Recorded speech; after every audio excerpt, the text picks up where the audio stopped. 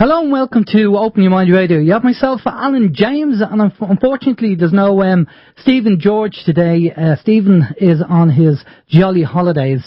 Although Steve is not with us, I have my partner Christine, and Christine is OYM admin 001 on the chat room, and she'll be monitoring the chat room for any questions that you have for Simon and his friend Mark, who's going to be on in a few minutes' time. But before we actually get into any information on things that happen during the week, let's find out what the communication channels are. The communication channels are email info@oymireland.com, by phone 046 927 1212, and you can also contact us direct through the OYM chat room. Now, as you know, Steve normally has this off pat when he reads out the information on all about the contact information. But you know, you have the chat room on OYM, you have the chat room on People's Internet Radio, and we're on Facebook, we're on YouTube, we're on Twitter, although we haven't done much on Twitter recently. And you can phone in as well on 046 924 1212. There you go, off the top of the head, trying to remember everything there. So if you want to touch base with Simon, ask the question on the chat. Christine's going to be able to cut and paste the question and have that ready for me to read out later when we get Simon on and Mark. Now, before we get Simon and Mark on though, as usual we have a few things to mention, things that happened during the week. Now, right, the first thing is, Richard Cumbers, as you know, Richard is the chap behind the Pain Genie, and he's doing Pain Genie training in Birmingham, in the Birmingham Buddhist Centre in Birmingham on the 12th and 13th of August. And if you're an OYM listener and you go along, you can go along for half price. So, fair play to Richard. Thanks for doing that, Richard. Half price for that, for doing the Pain Genie training. Now, the other thing on the list is, again, last week we asked for donations to the radio show, and again, just a big thank you for the people, you know who you are, who donated to OYM. It really means an awful lot. It means we can keep the wheels going, we can get involved in the projects that we want to get involved in and help out certain charities and just do our little bit that we can do. Again, you know who you are, and thanks a lot for doing that. It's much appreciated, the people that donate all the time. Much, much appreciated.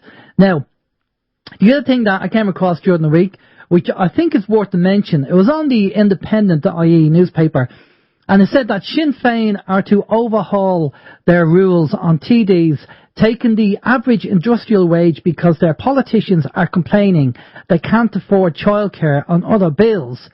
Now, that in itself should be a massive light bulb to Sinn Féin and any other political party out there.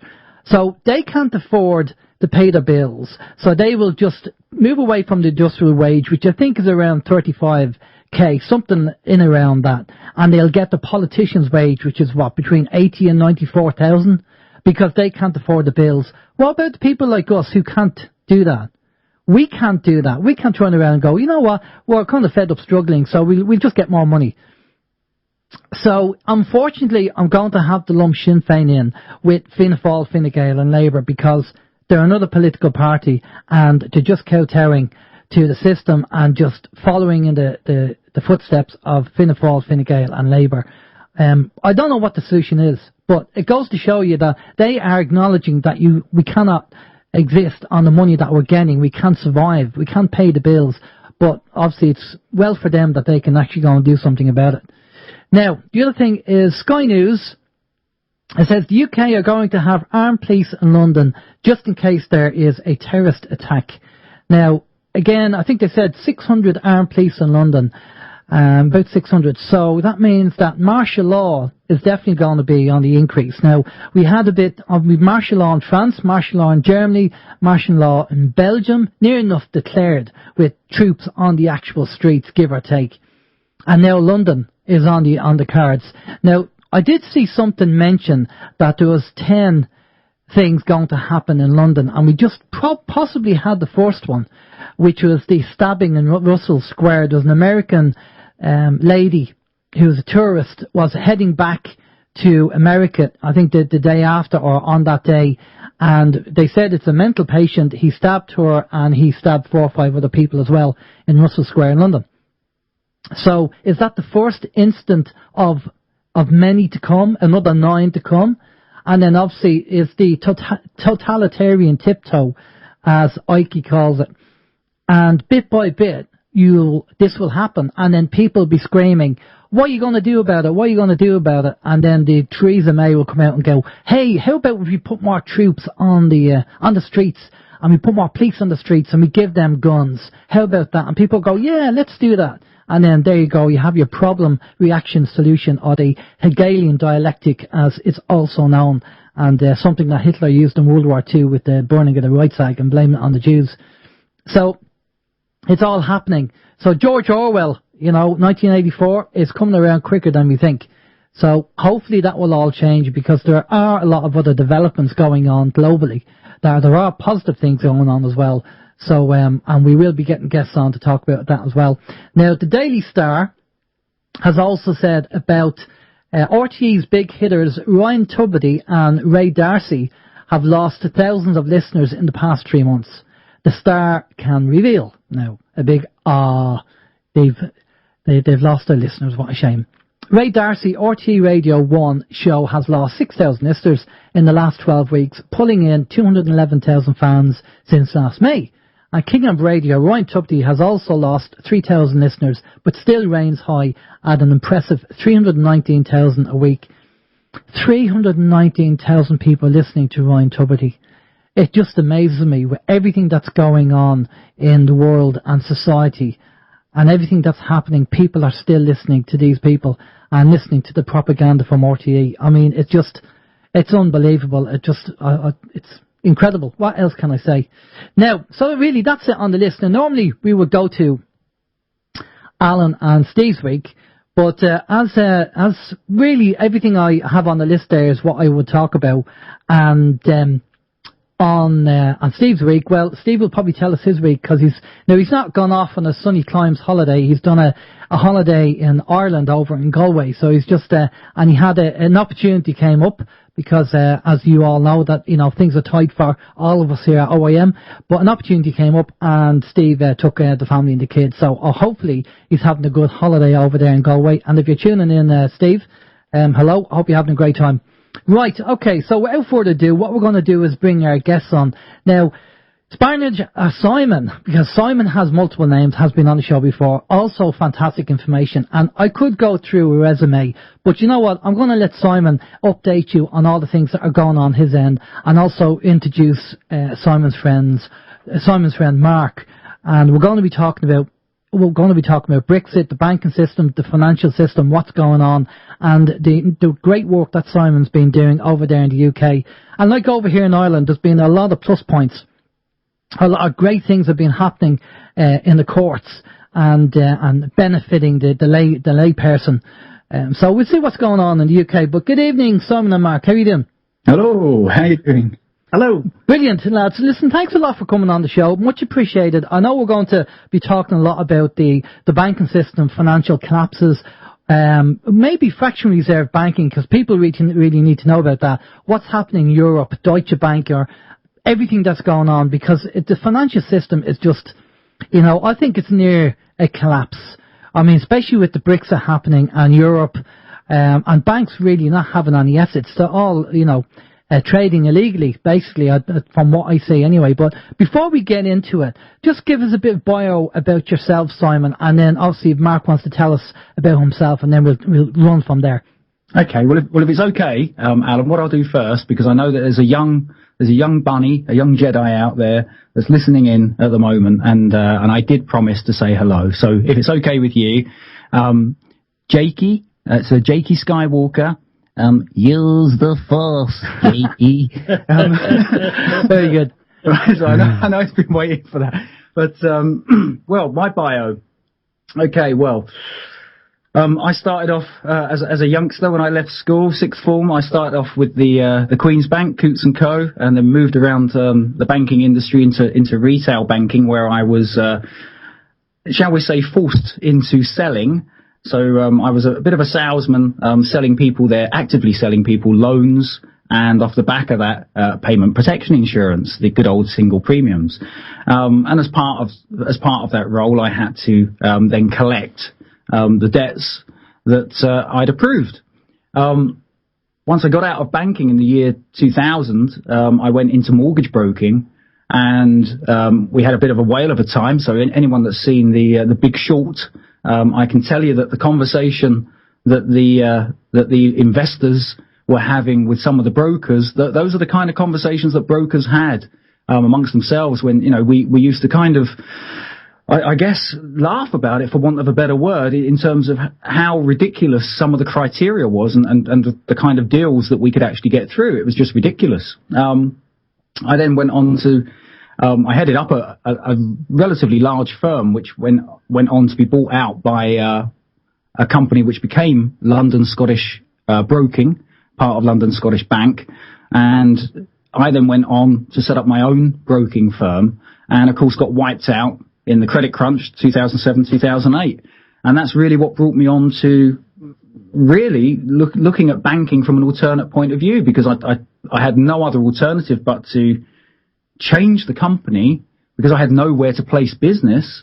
No banks were approving any business, so I couldn't earn a living. So I literally turned coat and started attacking the banks on things like PPI claims and loans that were unenforceable, or so we thought. And that got me into the whole field of looking at money and how money worked. And that led on naturally to really a whole ethos of questioning things, whether it be acts of parliament, government, society in general, the way that we do things. And, that's really led, that whole journey for the past 8 years has led to today. And, having appeared on various radio shows, including OYM a number of times. And also, in the last, year and a half, I then bumped into Mark. So, this is Mark Moxham. I'll let Mark do his own bio. Here he is. All right, Mark, go ahead. I come to sort of this business, if you can call it, from a different side. I come from the natural health side. Now, years ago, I remember sitting in the back of a car, racing back to hospital after my mum had had a hip operation, which went drastically wrong. And she was in the front seat, writhing in pain. I was about 16 at the time, and I thought, this is just plain wrong. She'd put her trust and her hope in the hands of other people who were supposed to make her better, and they've let her down. And from that point on, I decided I wasn't going to let anybody else tell me what to do with my body. But obviously to do that, I had to educate myself and find out how the body works, find out how to keep myself healthy. And from that point to now, I haven't seen a doctor. So that's 40 odd years plus since I've been doctor free. Wow. Simply by eating properly, not doing stupid things, and generally informing myself if I feel a bit under the weather.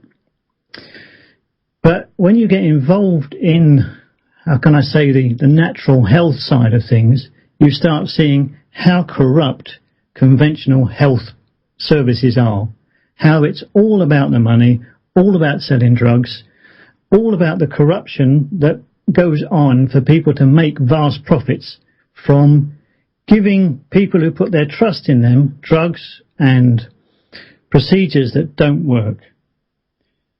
Okay. So it's a natural thing that, if you like, from Simon's side, where he sees the corruption going on in the banking and the financial field, and me on the health side, seeing the corruption going on in the health field, that, if you like, there's so many things that are similar, so many things that have the same masters, that, if you like, it was a marriage made in heaven, if I can call it that. Yeah, no, I agree. So that's where I come from. Along the way, I've been in business. I'm a best-selling author, because when I find stuff out, I like to write it down and inform other people. So really, this is the start, I think, of a great new journey for me, and hopefully for Simon as well. Absolutely. Excellent. Mark, just give us your last name there. One of our listeners on the chat just said, could we have Mark's last name? Moxham, M-O-X-O-M. M-O-X-O-M, Moxham. So they probably want to Google you and check you up there. So, see how good looking you are. You see, that's probably what it is. Now, that's a kind of weird mix, if you don't mind me saying that, where finance and health. Is it a case that because of the people are under stress, that's where we have to kind of be tuned into the health and be careful of that, because I know firsthand what stress is like. I've been through it. And is this why you and Simon got together and thought it was a good mix? Well, really, from my point of view, the corruption is by the same hand on both sides. So if you want to be informed about how to overcome one part of the corruption, it's wise to know the rest of it as well.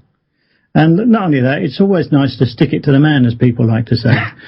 Exactly, yeah. Well, totally agree. I mean, we've had various health people on, Clive DeCarl on the show, Richard Cumbers on the show, and a plethora of other guests on the show talking about health. And we know, it's very, very important, because we know this is kind of diversifying away from finance for a minute, Simon, but I think it's worthwhile saying what we're eating today is not food.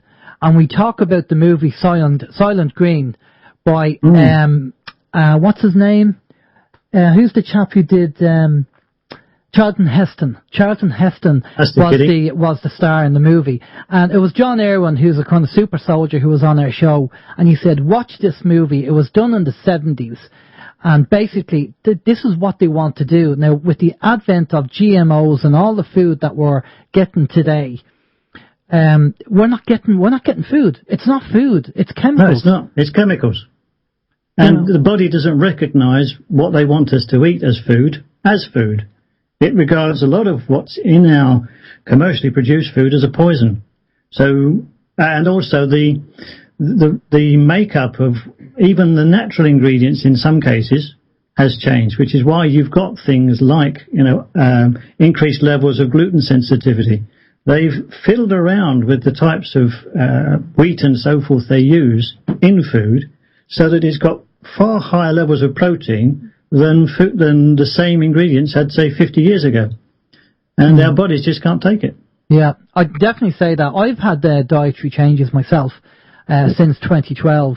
And there's certain foods that don't agree with me at the moment. And I'm still kind of experimenting on what foods I am comfortable with and what foods I've to avoid. But the normal thing is that we keep away from the aspartames and the MSGs and the fluoride in the water, because obviously over here we're fluoridated.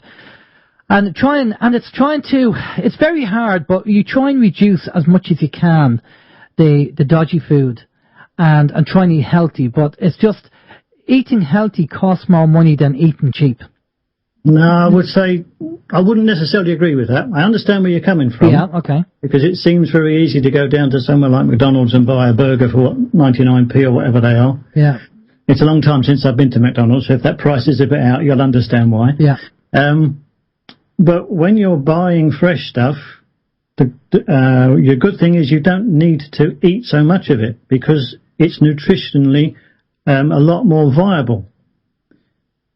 Right, Simple okay. as that. Well, it's, what I'm saying is not so much going down to McDonald's, but if I was to go down to the local supermarket to buy veg all the time, I wouldn't have much money left at the end of the month.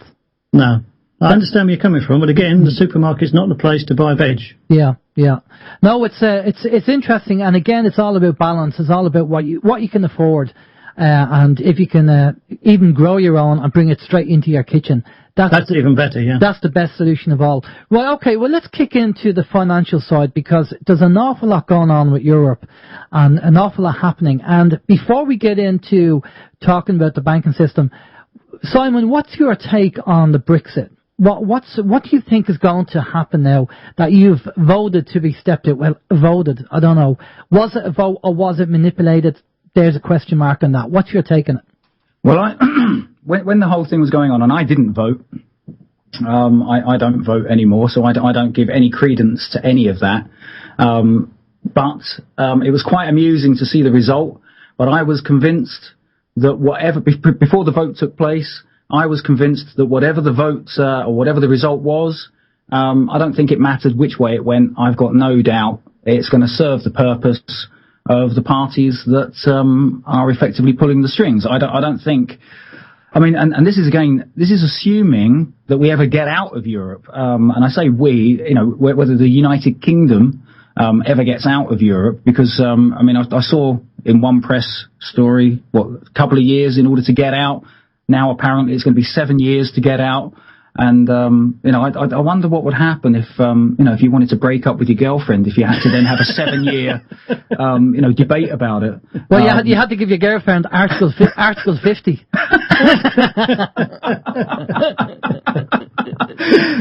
I mean, it's, it's ridiculous. It's a case of, look, if you want out, you want out, and that's it. So, I've got no doubt that however it plays itself out, and again, presuming that the United Kingdom ever gets out of Europe, and it wouldn't surprise me if certain parties that are calling for another vote, whether or not we're sent back, just like Republic of Ireland was.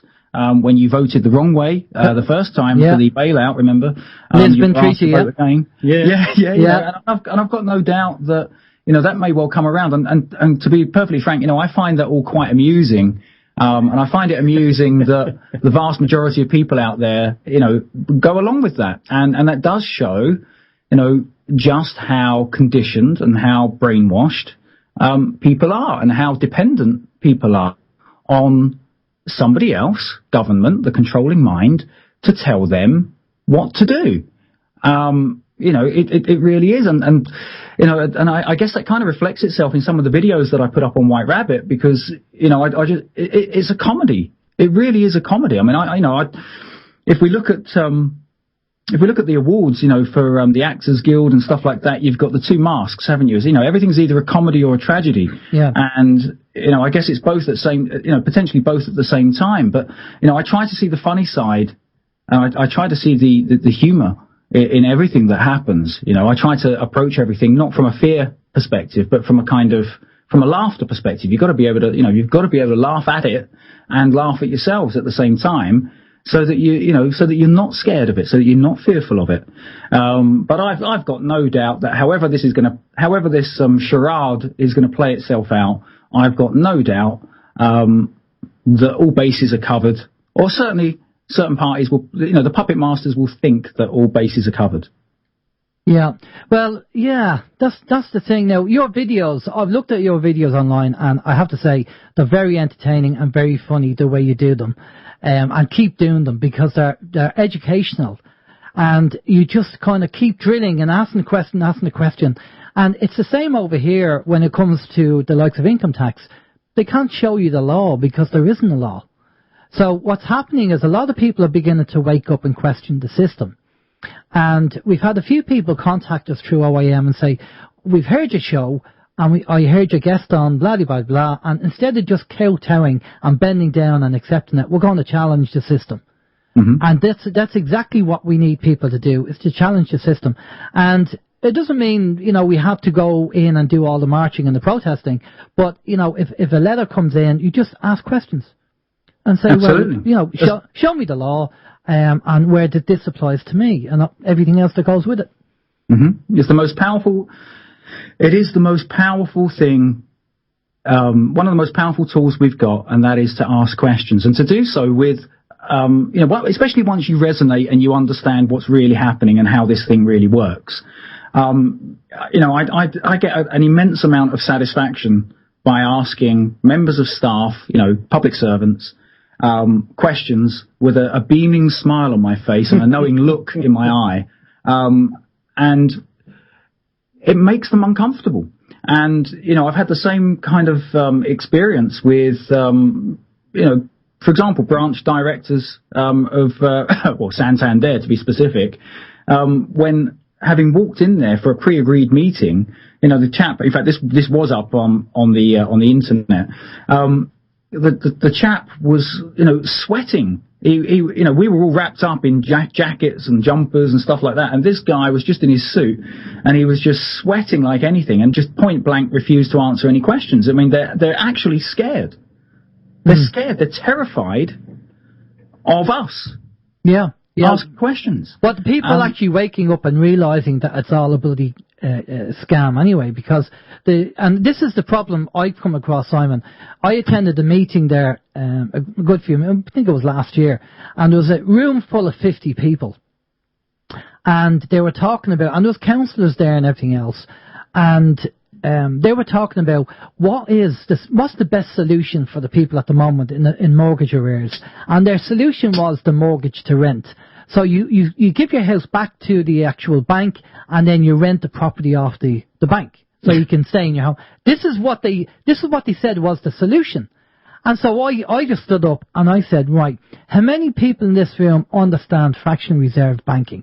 And 3 people out of 50 put the hand up. And I said, that's your problem.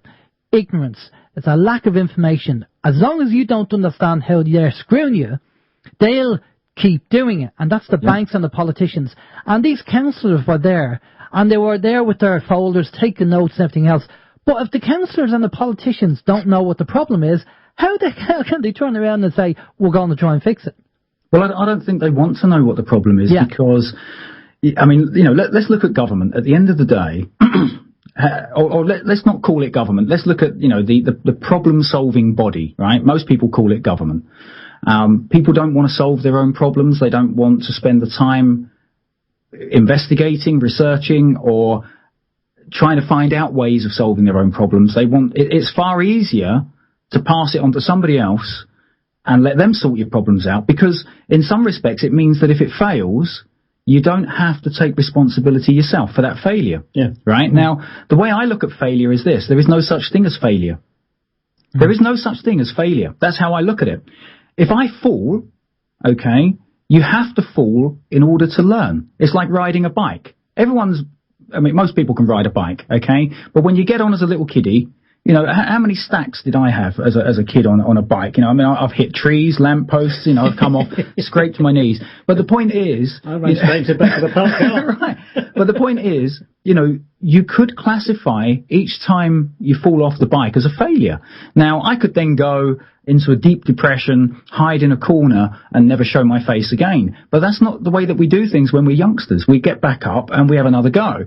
And we lose that somewhere along the way, whether it's the schooling system, whether it's, the whole experience of going to work and being told what to do, but we then somewhere along the line become dependent. Yeah. And it's almost like that Helsinki syndrome, where prisoners or hostages become dependent on their hostage keeper.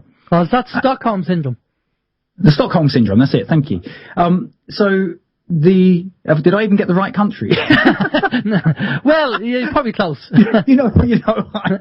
Anyway, so the Stockholm syndrome. So, but it becomes a situation like that where we become dependent on our oppressors, and we're then asking for permission, and it really gets my goat, because I've never really been one. If I don't respect the people telling me what to do or giving me the advice, I won't do it. Yeah. Right, and unfortunately, that was probably my problem as an employee. If I didn't respect my line managers, then really they weren't really going to get too far with me. Unfortunately, that's just the way I am. And ultimately, I think that a government, for anyone that's ever seen Gangs of New York, there's a fantastic scene in it where you've got Daniel Day-Lewis. He's the heavy that's, or one of the, what did he call himself? He was one of the natives. That's what he called himself. He was one of the natives, born in America, and he didn't like the Irish going over there in particular. All the immigrants coming over to America, taking the land. And you had this great English actor. I can't think of his name, but he was the local chap that was running for governor, right, of the locale. And he was basically explaining that the money was there to be made from the provision of public services, right? That's where the big money was, right? That's where it's at, the provision of public services. And as we all know, well, as most people that are awake know, it's those private entities that are in business to make profit and ingratiate themselves as employees. It is those bodies, those agencies that are providing what we perceive to be public services, okay? And that's without defining the word service, but they're providing these public services, and this is where they are effectively having us over. And as long as we do not wish to govern ourselves and make up our own minds, you can be sure that someone else will do it for you, and that will always be the way. It will always be the way, and we have to accept that is never, ever going to change. There will always be people out there that will take advantage. And that's why, you have to be on your guard to some extent 100% of the time. You have to be fully aware and fully conscious of what's going on around you. And that's not to say that you shouldn't trust in people, but people have to earn that trust. Yeah, totally. They can't just demand it because they're wearing a badge. Well, I kind of people talk about democracy, and we've said it before on the show. Democracy is mob rule. It's a scam. And if you really analyse democracy, that's exactly what it is. And 51% dictating to the 49% what to do. And they say, well, that's democracy. Well, no, sorry. At the end of the day, if 51% of the people decide to get a group of people together called a government, and the government go after you and say, right, give us your money or we're going to put you in jail. That's still wrong. I find it really interesting that those same people stating that that's democracy, are complaining for another vote on Brexit when it was 51-49 or something to that, the very close nature. And they're saying, well, it was so close, we've got to have another vote. And then somebody else pipes up and says, well, hold on, there was a 75%, there's got to be at least so many percent of people actually voting, and it's got to be at least this distance between. So, well, who's making these rules up? So it really amazes me how the goalposts kind of move around depending on who it is that's doing the talking. But the interesting thing to note is that, I think at the last election, the Tory government over here is actually in power with 28% of the vote. Now, I know it's the way that the actual voting system works, in as much as they've segmented the entire concept of the country up into little races, individual races, and of course, depending on the population and the actual peaks and troughs of population number, it means that you can actually get into power, as the Tories are, with 28% of the actual vote. Well, now, how is that majority rule? But as you rightly said, Alan, why should it be majority rule? Because if you don't take part in that, for example, I don't vote. Me neither. Right, so Mark doesn't either. So at the end of the day, if we haven't given credence to that, right, or any kind of credibility to that, why do we now have to do what someone tells us to do? And, I've found that, there's a Supreme Court judgment from Canada which states quite categorically that it is a presumption that acts of Parliament are law. It's a presumption that it's a presumption that you went along with it. It's a presumption that you will go along with it. So, technically speaking, if people were stronger of will and stronger of mind, what's to stop anyone from taking part? And if they don't like the result, they say, well, I'm not going to do it anyway. Yeah. Well, this is the thing. I totally agree. Everything is presumed in the law, the police, the whole lot. And we had Mark Stevens on the show, and Mark has gone through this. He has taken on so many cases with people, and he's had great wins. And he really simplified it and broke it down. And he said it's this easy. Challenge their jurisdiction. Don't challenge the law. Challenge their jurisdiction. So basically, he said, just because I'm on the island of Ireland, please show me physical evidence that the laws apply to me. Mm-hmm. Right? Because it's all presumed. Even the police presume that they have authority just because you wear this uniform and you have nice fancy badges on it. Of course, So you challenge the first thing you do is challenge their jurisdiction and ask for physical evidence. And then if they say, well, the law applies because it does, well, that's circular logic. That's like saying the Bible is true because the Bible said it is. Or I'm a great cook because I say I am. Yeah, you know what I mean? I mean, this is the law. We know you are. Yeah. Well, my partner's here. She'll tell you. I do most of the cooking anyway. But she's nodding her head. But, and this is why I love about the simplistic of that argument. Well, and again, you're just asking the question, show me the physical evidence that the laws apply to me just because I'm in the land of Ireland or I'm in the UK. Mm-hmm. Yep, no, it is all a presumption. I mean, I don't know. Let's put it this way. I've now been taking some of these videos back down because if you're gonna get rid of a weed, let's say you've got a weed the size of a tree, do you attack the leaves? Well, if you do, you're going to have a very big job on your hands if you're going to attack them one by one, right? Mm. Do you attack the branches? Well, maybe you might have, you might take out a bit more of the problem in one go. But realistically, what you should be doing is either hacking that tree down at the stump, or alternatively taking it out at the root, right? Mm. You take it out at the root, okay, it might be a tough job, but once it's taken out, the whole thing is coming down, right? The whole thing is coming down. And so I've directed, and I like Mark Stevens, by the way, and I like the questions that he comes up with, that he formulates as a result of his study, right?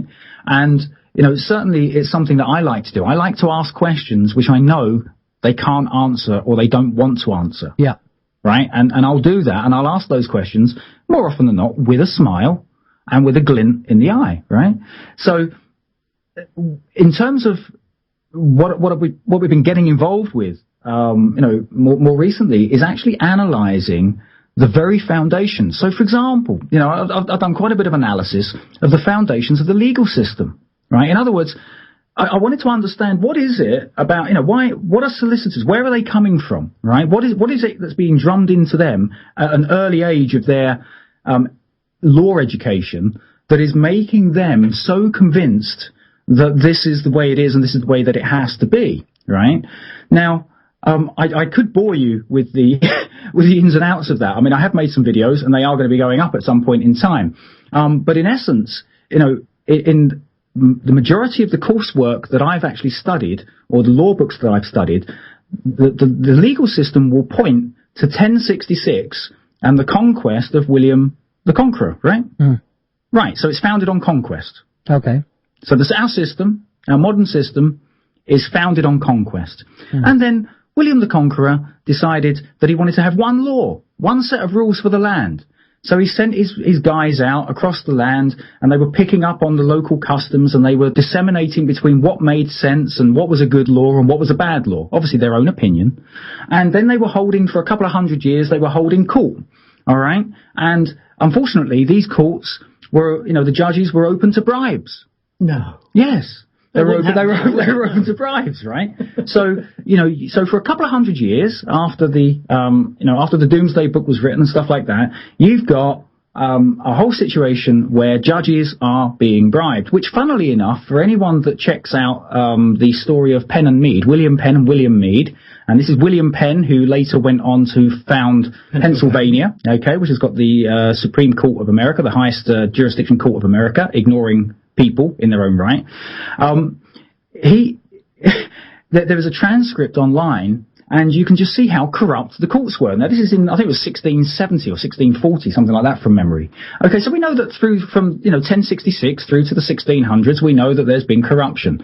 And just last year, there was a story in The Guardian explaining how international companies wanted to come to the United Kingdom to do battle in court because the judges were more easily bribed. It was in The Guardian. That must be true, then. Well, there you go. Well, judges being bribed, I don't believe that. I'm sure they're very honest. Well, it depends. It depends. It's you scratch my back and I'll scratch yours. I suppose it depends the nature of the bribe, but it's favours. And ultimately, I put a video up recently about the state, and I read out a definition which came from the London School of Economics, and it explained what the state is.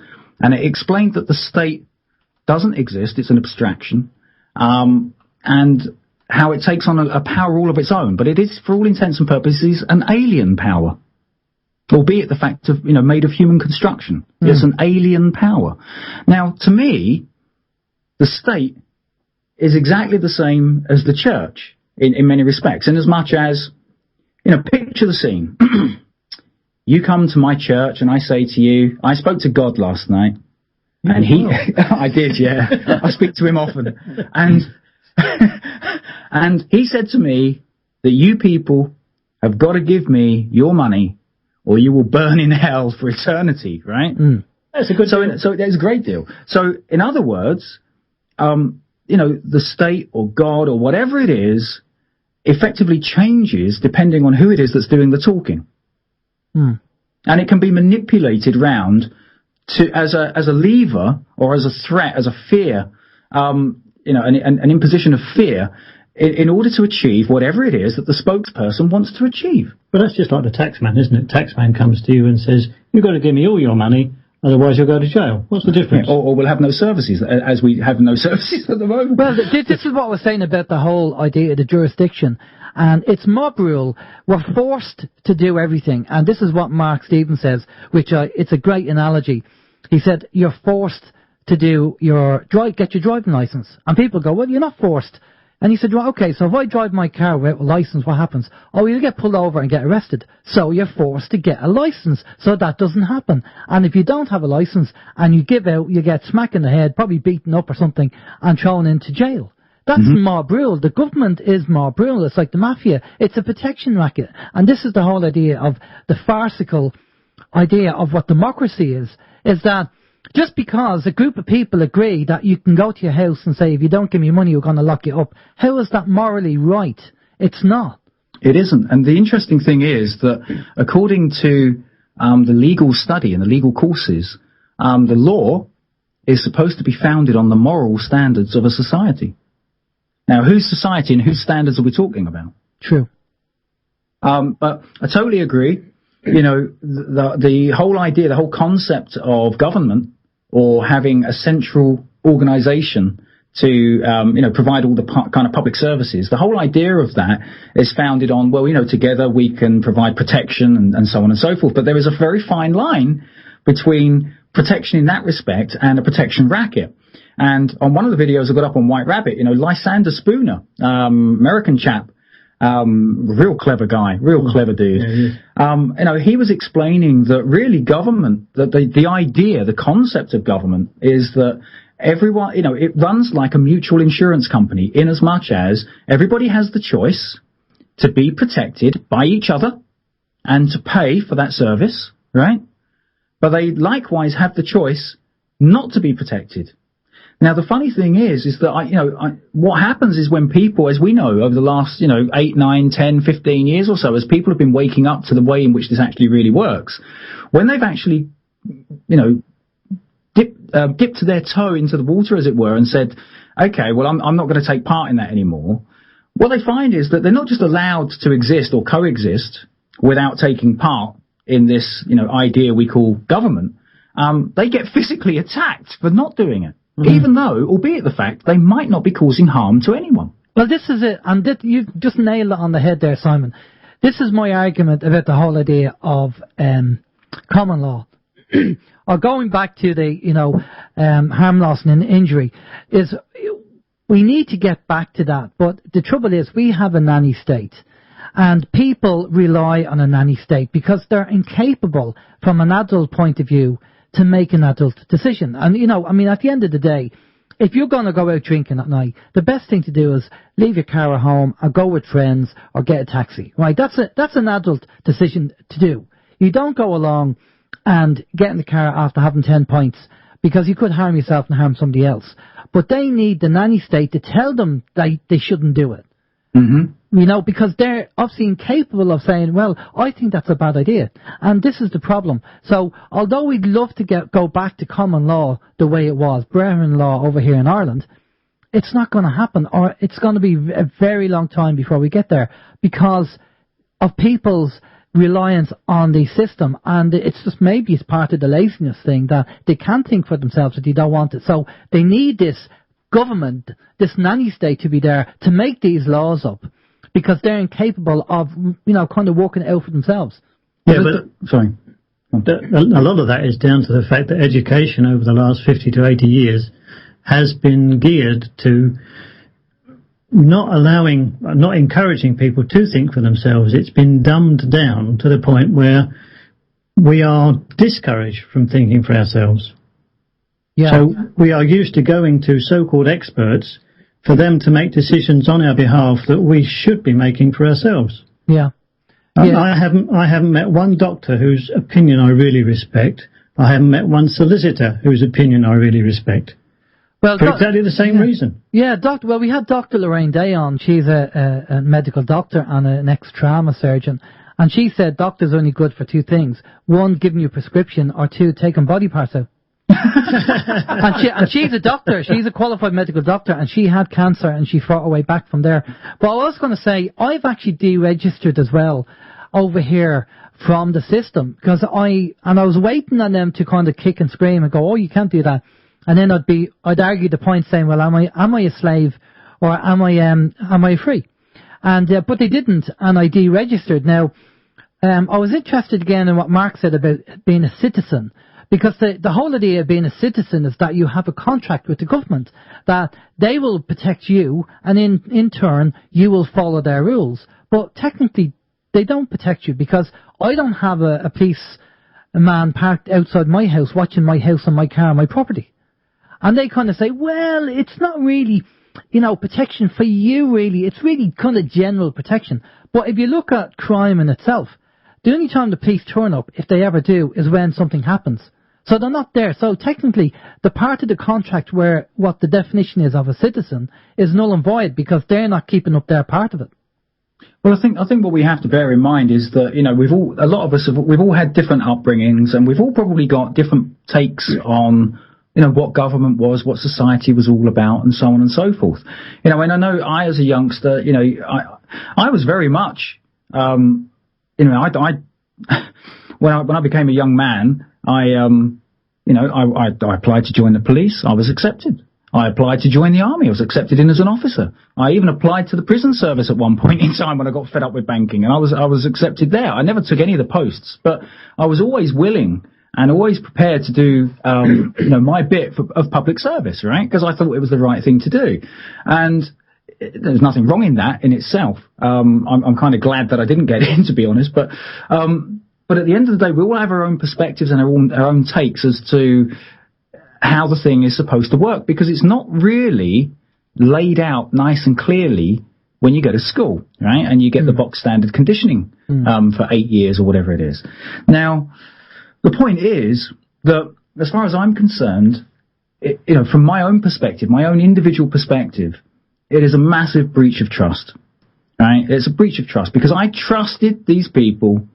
These people that are in public service, I trust them. Oh, I trusted them. I don't trust them now, but I trusted them to be honest, to be there for your interests, for the betterment of everybody, to be fair, to be intelligent and just, and so on and so forth. And the reality is that young Julie could leave school at the age of 18, go and get a job at the council, and there's no sooner has she got her ID badge than allegedly she's an expert.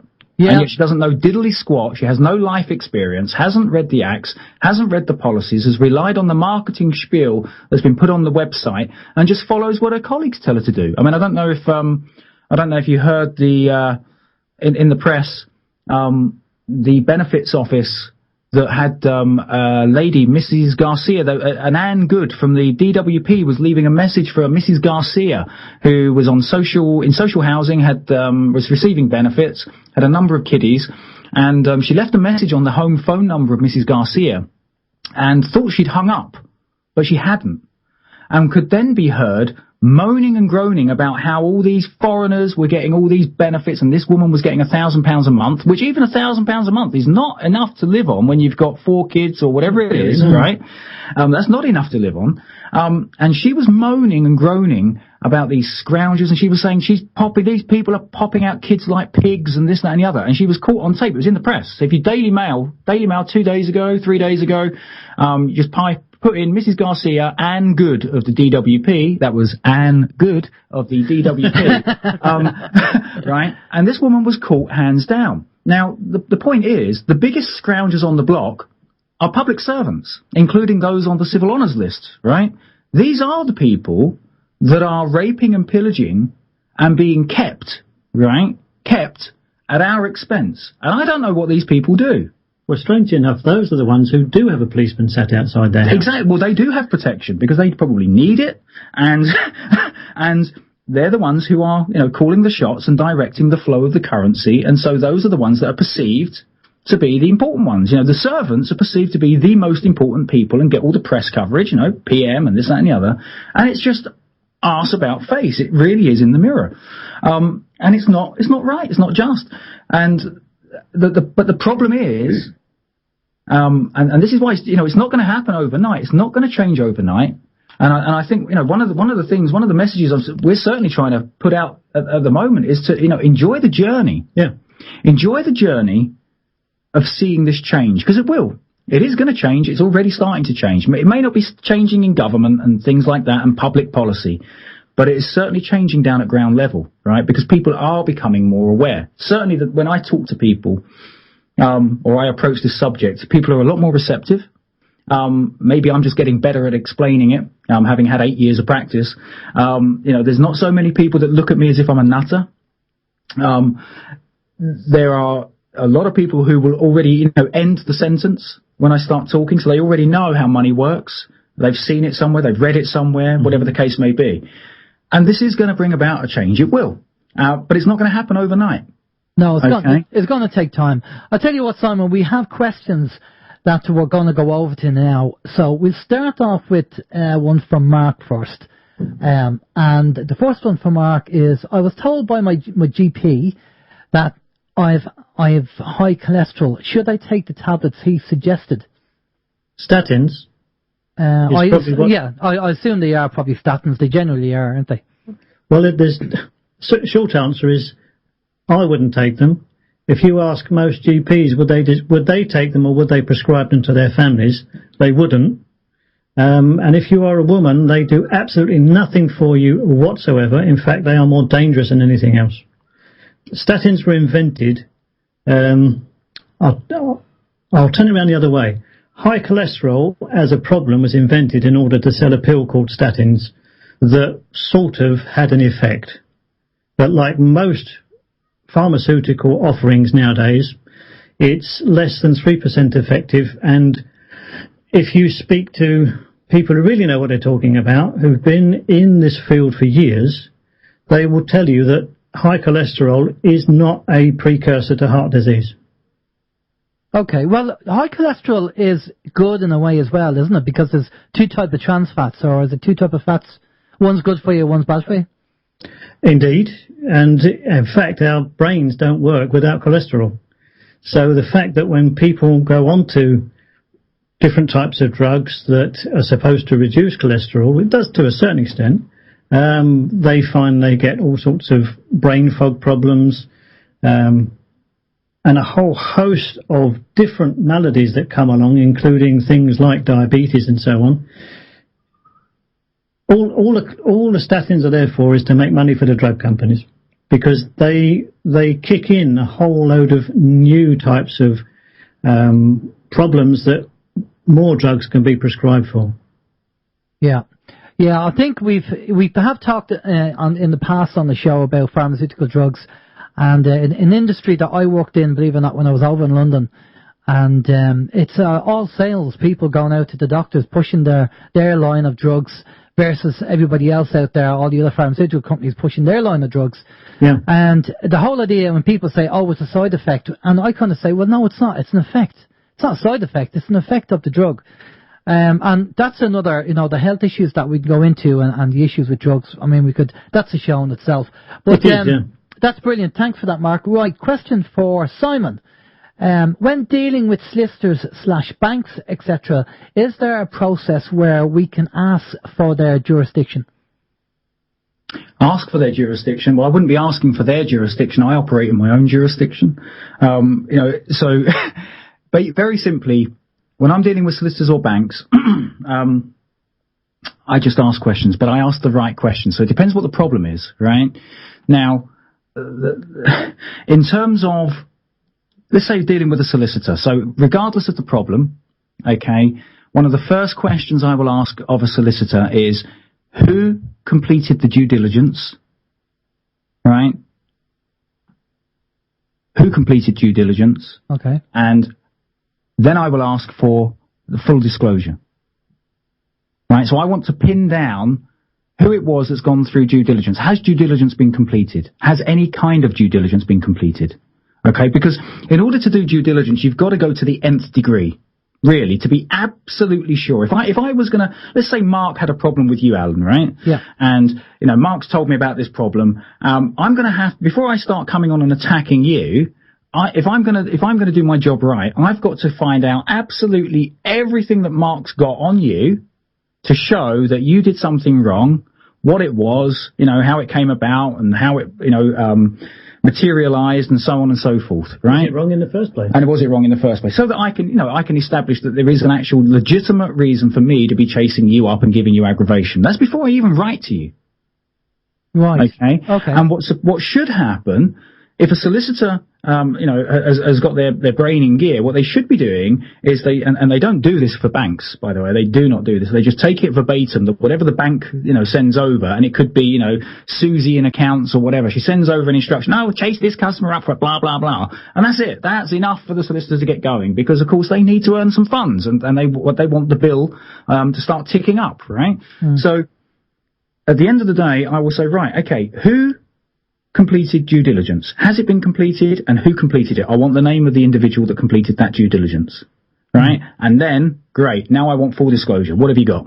And that's regardless of the problem. Yeah.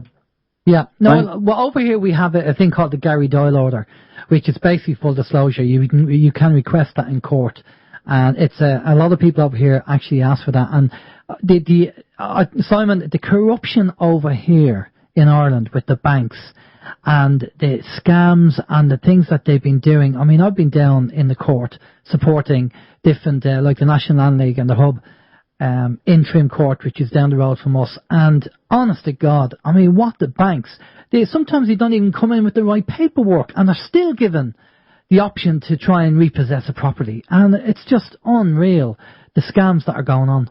But you've got to understand, whose court system is it? Yeah, totally. Yeah. It is the bank's court system, for want of a better, this is the way I look at it, right? And I've got no doubt, I look at this in a couple of ways. So if I look at the Crown, right, you've got, Her Majesty's government. Now, Her Majesty is a trading style of the Crown Corporation, all right, or City of London Corporation, as is the Crown. The Crown is a trading style of the City of London Corporation. And so Her Majesty's government is effectively the City of London Corporation's government. Right? For want of a better word. The Queen, as far as I'm concerned, is as to the United Kingdom as Kylie is to Chanel No. 5. Right?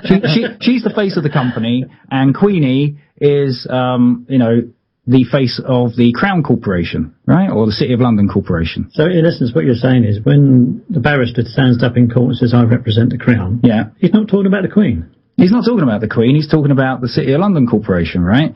And the Queen is just the face of that. However, behind the scenes, there's also a flip side to that, because there's always two sides to these coins, right? The flip side of that is that, I actually think that there is a side to the Crown which is supposed to be for those that actually know their true being. All right, for example, you have a crown on your head. We all do. The question is, who uses that crown on their head? Yeah. Who actually believes that they are, just as equal? I mean, dare I say it? When the Queen goes to the lavatory, you're telling me that doesn't stink, just like everybody else's? Yeah.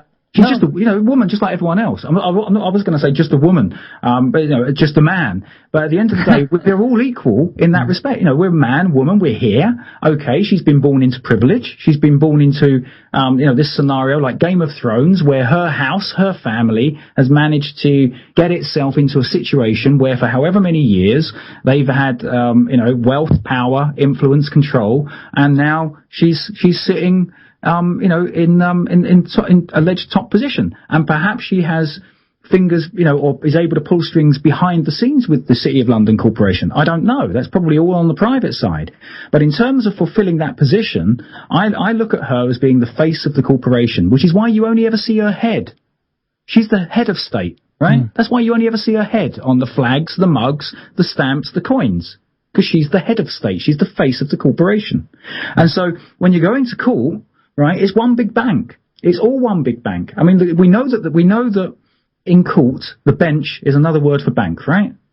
Where the judge sits, the bench is the bank. Yeah. Okay. Well, let's put it this way. As I understand it, from some research from one or two of the bunnies, all right, the currency of the court, okay, the authorized carrier of the currency of the court is Goldman Sachs, ultimately.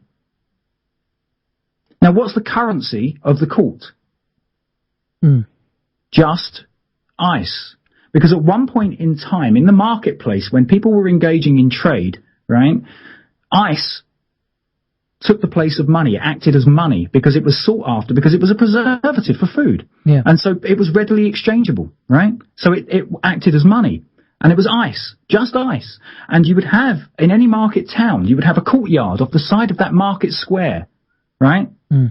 And in that court, if someone wanted to do if somebody wanted to do an exchange and they couldn't come to an agreement, they would go and pay a small fee to a guy that sat in that courtyard, and he was the judge, and he would come up with a fair exchange. And he would be paid a small fee for coming up with that decision to give an independent decision as to what was a fair exchange. But I repeat, the currency of the court is carried by, ultimately, through a number of different companies and holding companies, and I think it routes through Jersey, but ultimately it is Goldman Sachs, right? Or the man and his golden sacks that will actually carry the just ice through the court. It is a methodology by which the big bank of the planet, right, that's being operated for the planet, is actually keeping score. It's measuring us. We're being measured. And it's like the old saying that, when we die and go to heaven, we're going to get to the gates of heaven, the pearly gates, and St. Peter is going to be there, and he's going to look down his ledger, he's going to look down his book at all the things you've done right and all the things you've done wrong, and he's going to make a decision as to whether you get in or whether you're kicked out to hell. Well, all the things you've done right and all the things you've done wrong, he's looking at a ledger. Yeah. Right, now what's the Church of St. Peter? Vatican, right? Pope. Yeah. It is amazing when you really analyse and look at what's going on and how it's set up, and historically how it's all kind of put together. It's unbelievable, and because we're ignorant of the system, because we're not being taught that in school. Of course, they love ignorant people because they run rings around them. I mean, how can we be expected to go into a court and ever stand the chance of defending ourselves? Okay, we have to educate ourselves, but the man in the street, it's like playing Monopoly with an expert. You're always going to lose because you don't know the rules, you don't know how it works, you don't know what the best way to do it is. So we're going into their system. How are we ever going to win? Now, I know at the moment people are learning the system and they're getting head around it, and that's the one thing that's been happening. A lot of people have been waking up and starting to learn the law and actually taking them on and having very good wins, and it's great to see that.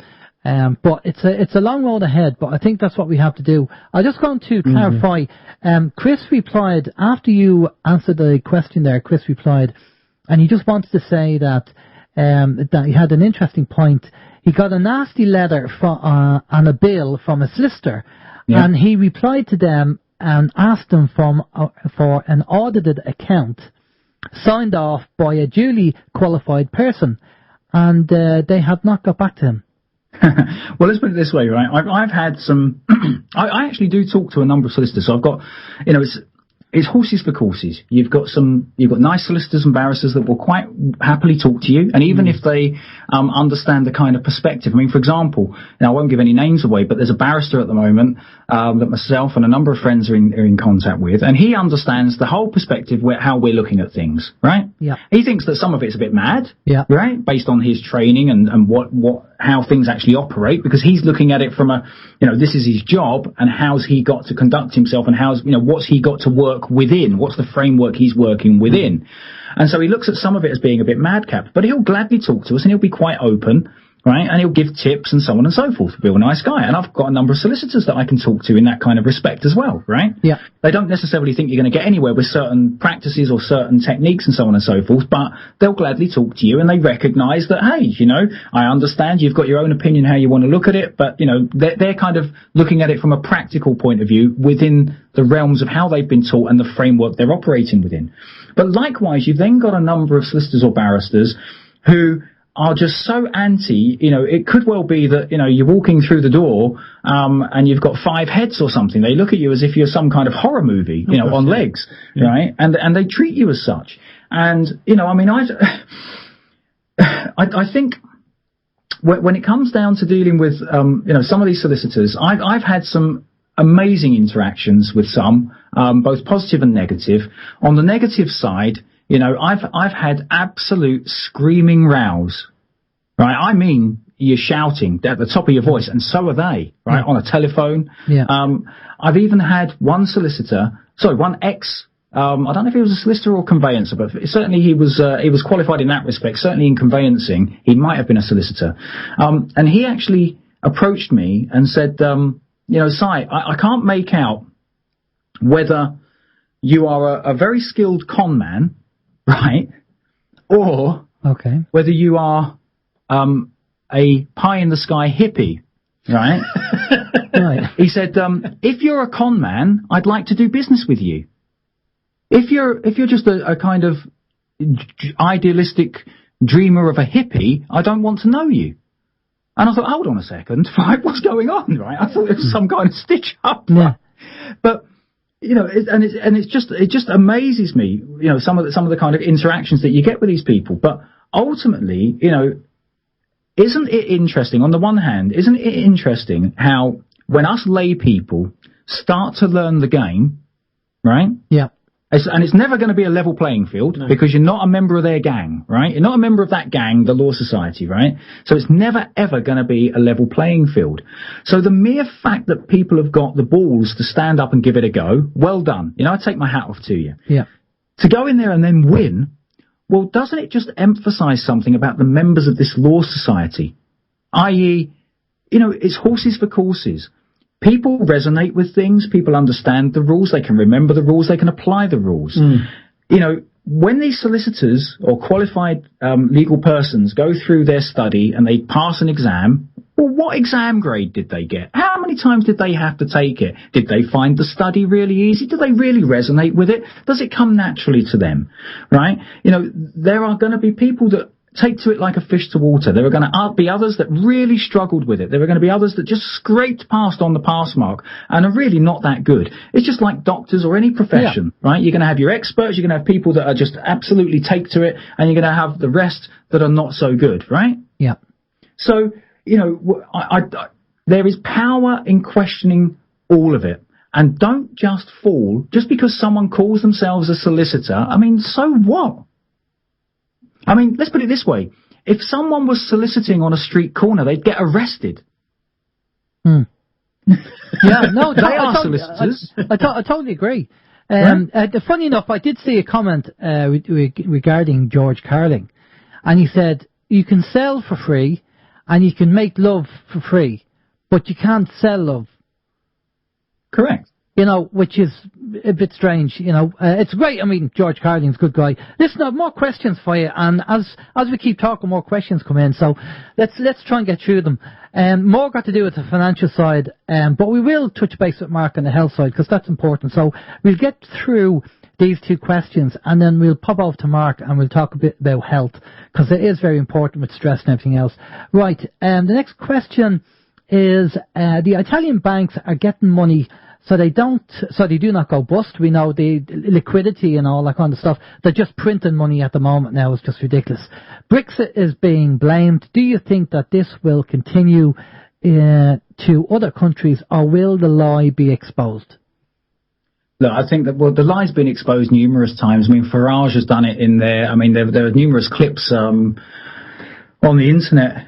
Even that other guy, Bloom, I think his name was, he effectively got up and stated that all the banks were bankrupt. He named Santander, which I kind of cheered at, and he called them criminals and stuff like that, which I think Farage has said the same thing. That's all the show. Okay, that's all the show. And the point is, and this is something which kind of feeds into, one of the drives that we're kind of releasing. There's a webinar we're going to be doing next weekend, and it's something that certainly under the White Rabbit banner, as it were. I used to have something like 32 coordinators and 32 groups around the country of people holding and hosting, getting their groups together, holding regular meetings and so on and so forth. Encouraging people to get together and talk and help each other and support each other and so on and so forth.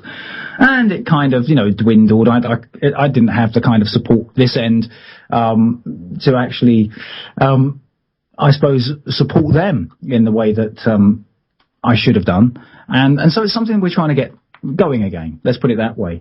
And, the situation is that these things, in the world, right? The world is a stage and all that. That show is just going to carry on. And I don't pay too much mind to that. because there's nothing I can do here, right, to affect what's going on in Europe, Italy, or wherever. It's all BS as far as I'm concerned. It's all balance sheets, right? Yeah. And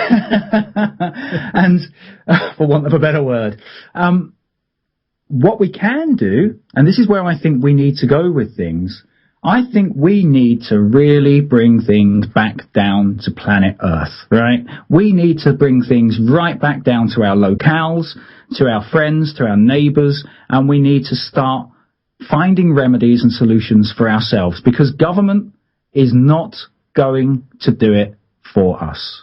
Yeah, I agree, totally. Right? And so I think we've got to draw our attention. Yeah, by all means, if people, when I read the papers, and I read the papers predominantly to see what Arsenal have done on the back pages of the Daily Mail, on the internet, but otherwise I then have a quick flick through all the murder, death, fear, rape, pillage, and all this kind of stuff on the front page, on the news section of the Daily Mail internet. But I then pick off stories which I potentially want to, put onto a video and have a bit of a laugh about. But aside from that, I take no notice. I pay no attention to it, because it's just all. You don't know what is supposedly real in the game, and remember, it's all a game. So you don't know what's real in the game, what's just bluffery, what's just hot air. You don't know, because you've got no control over it. You've got no direct control over any of that. So I pay no mind to it. However, I'm proactive, right, about getting the word out and educating people and showing them that there is far more beyond the end of their nose, and far more beyond Hello Magazine or X Factor or, text messages or mobile phone games and this, that and the other. There is far more that's going on which is going to impact on their lives than that, right? And that they've got to start getting real. And that's where we've got to be. We've got to keep it real. And, it's almost like searching for that kind of golden egg as to what it is that we've got to say, or I've got to say, that's going to actually make people take note and actually pull their finger out. Because, I even came out with a comment that, well, look, I don't even have kids, right? So why should I bother? All I have to do is see out the next, 30, 40 years, whatever I've got left here, have a whale of a time, look after myself, and stuff the rest. Right? What do I care? Now, okay, I do care. Because ultimately, I don't think it's right what's going on, and I think people deserve better. And I think people have been given the short end of the stick, the shit end of the stick. And I think, we're you talk about stress. Yeah, it's a pressure cooker. We're 70% water. No wonder we have to let off steam, because we're being put under so much pressure, right? Oh, I love the wordplay. We're being put under so much pressure, okay? And that's what causes people to then lose their rag, or to have mental health problems, and then you add in the food and the way we're treated, and the bills and the stress and the arguments that it causes with your family and your loved ones and so on and so forth. No wonder people are going crazy. Right? And, of course, remember, 0.03% of the population of this country own 92.7% of the land. So not only are we being put under stress and pressure, and we're having to keep up with computers, and we're having to work lunch breaks, get in early just to keep our jobs and impress the boss, and also just to keep up with computers, which were supposed to actually save us time, right? Yeah. But we're having to do all of that crowded into 7% of the land. Yeah. Right? I mean, there's 97.97% of us crowded in to 7.3% of the land space. And with 1% of the money to do it. And with 1% of the, well, if that. So, I've... The system has to come down. I mean, it just has to come down. In whatever way it's going to come down, it has to come down. And we've heard this from other people, from insiders, that the system, they're trying to do certain resets of the financial system. And World War III kind of plays into their game if that happens. And it looks, the way things are going at the moment, it's not looking very promising. But World War III plays in, because when people realise the level of corruption that has happened, the World War III will start off and it'll cover their tracks, because everybody will be concerned about World War III and surviving. And not worried about the banking system. And this is the way I see it anyway. And it plays into their game of them being able to run away. And obviously certain people are buying properties in New Zealand and South America. And so we've been told as well, this is what the plan is. And I just think the system will collapse. I mean, we've had the testing with the likes of Greece and the likes of Cyprus. And we know the banks last June, so all signed up in Europe to the bail-in. And they're now looking at negative interest rates. So they're now going to charge you for having the money in the bank. I mean, it's unbelievable. And as I say, it's unbelievable. I have a recording of a Bank of England representative admitting that they take 2 billion from thin air and they put it on the computer. And and because they have a license to do it, they can do it. Yeah, and who licensed them? Themselves. Themselves, exactly. Now, if we had that license, we could produce money. But you would think they would, now, common sense says, because, again, people have certain morals, and they put their morals on the banking system or on the government, and you think, no, you can't do that. So you would think that the bank would say, or the central bank would say, right, we're going to produce 10 billion, and we're going to divide this money to all the people in the land.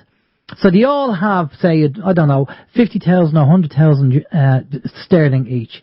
And you can go off and you can actually boost the economy and get the economy going, and you can pay off your bills and all that. To me, that's a logical thing to do. But they don't. They give it back to the banks who have screwed us over, and they're going to do it again. And they'll keep doing it over and over again. I mean, the bailout in Ireland is typical. It's an odious debt that should never have been paid. We'd no contract to do it. But our government were, being kicked by the Troika, and there was, the elephant in the room at the time. And they signed it off on 2008, and everything went belly up from there. It's just, unbelievable what's going on. And again, it's the blind leading the blind. If you try and speak to the politicians, they either don't have a clue what's going on, or they do, and they're just towing the rope, and they're not saying anything because all the parties are institutionalised. And if you try and step aside the party, we've had it over here with a politician called George Lee. After 9 months he left, he realised it's all a scam. We have a party whip system, and the whip controls the whole party. Of course he does. He's the slave driver on the boat, isn't he? Yeah. We don't have democracy. We have a dictatorship, and the whip system controls everything.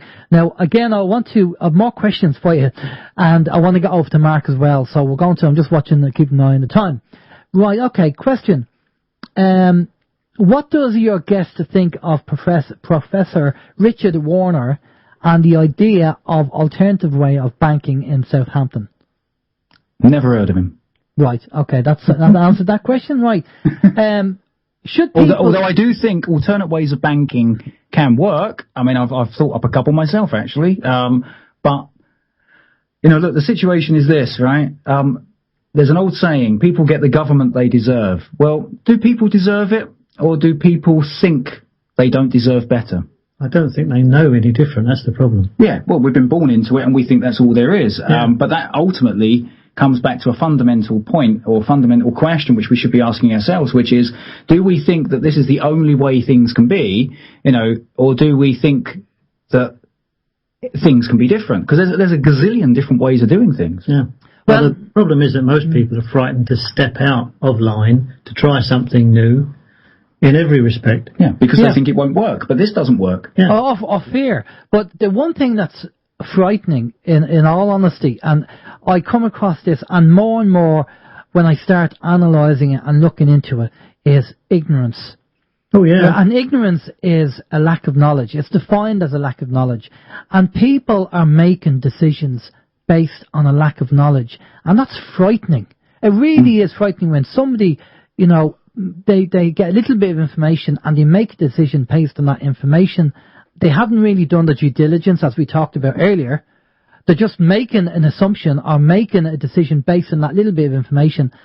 And the amount of problems that could cause, whether it's a solicitor or an assistant in a social welfare office, and it could destroy somebody's life.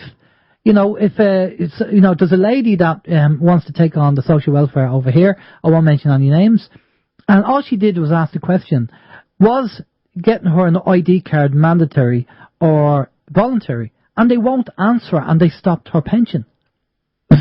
She just asked him a question.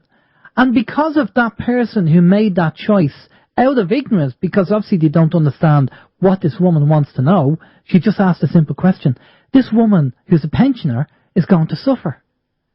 Well, I think that, ultimately, and I don't know if you've seen the video, Alan, on, in fact, it's on the You and Your Cash YouTube channel, and it's on White Rabbit, the White Rabbit Trust. But when things like that happen, the member of staff that's done that, I have no respect and I have no time for people like that, right? No. And they do deserve to get their knuckles well and truly wrapped. And, there's a video up, it's entitled, I won't bore you with the story, but it's entitled, A Case of Verbal Assault. And if people would like to have a look at that, it's effectively how I got verbally abused by a delivery driver and ended up getting paid 1,150 quid and the guy left his job. Yeah. Because I wouldn't accept it. Yeah. You stood up. Yeah. Yeah. And that's what people need to do. They need to be standing up and saying, no, I'm not accepting this, because that decision, whatever the decision could be, whether it's social services or the bank or whatever, you have to say, hang on a minute, where are you getting that information from? And I want the full information. I want full transparency, and tell me where you're getting that information from. That's what we need to do. We need to be able to stand up and say that, because so many people have been affected, even committed suicide. We hear about all these people in Ireland, 2 a day, through the banks. And, and then you might get, a letter to somebody, they go off and commit suicide, and all of a sudden they realise that the bank made a mistake. And you think, oh my God. It's unbelievable. But let's go off to the questions here. One for Simon. We do have one for you, I think. Is that gone? Okay, we'll get back to that question for Mark.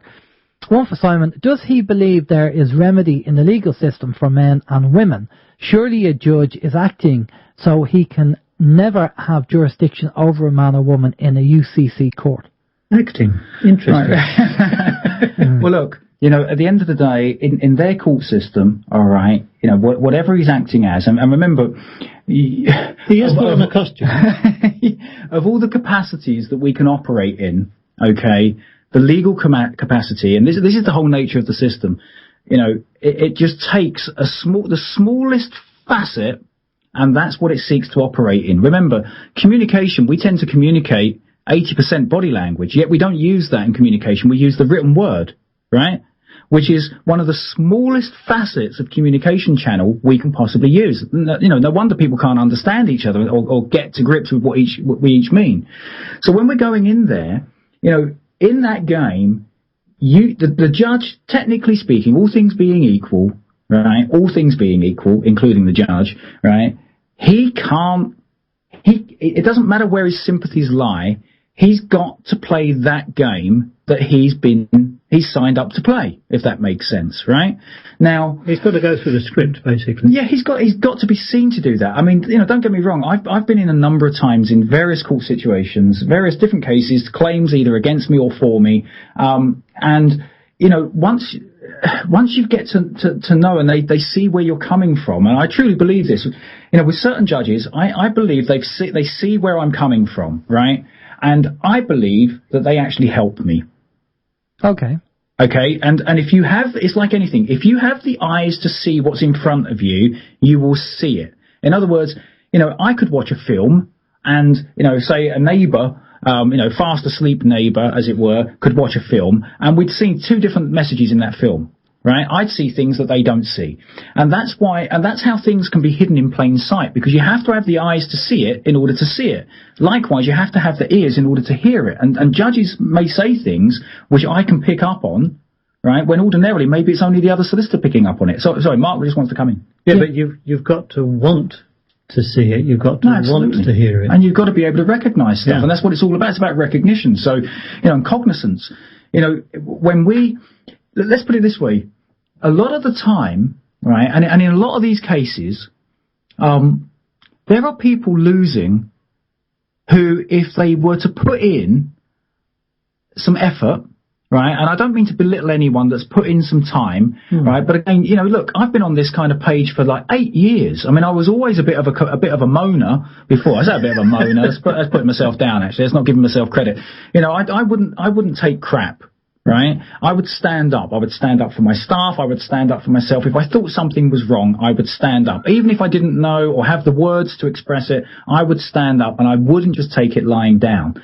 Now, obviously, since getting into all of this kind of stuff, I've attempted to learn the legal language. I'm learning more law, law aspects. You get to understand some of the technicalities. But for me, even that's all a small facet. I like to play with the whole concept of the way things work in my mind so I can come up with strategies and so I can come up with approaches, because ultimately we're dealing with people. And that's not words on paper. That's people. That's human emotions. And so when you're formulating a strategy, you have to think of the human emotion, right? You have to think of people that you're interacting with and how they're going to react, right? And that's where I kind of try to come from, right? When I'm formulating a strategy.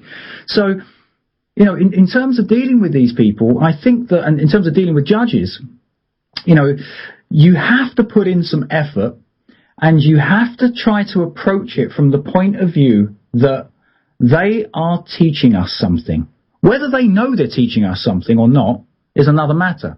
But they are, by their actions, teaching us something. And what they're teaching us is this, that we have been bloody stupid as people, as a collective. We've been really stupid. We took our eye off the ball. We've been way too trusting. All right. And we have never held these people to account. We've never questioned. We've never questioned what they're getting up to. And even then, when we do question and when we think or we believe that they're corrupt and this, that, and the other, we continue to go along with it.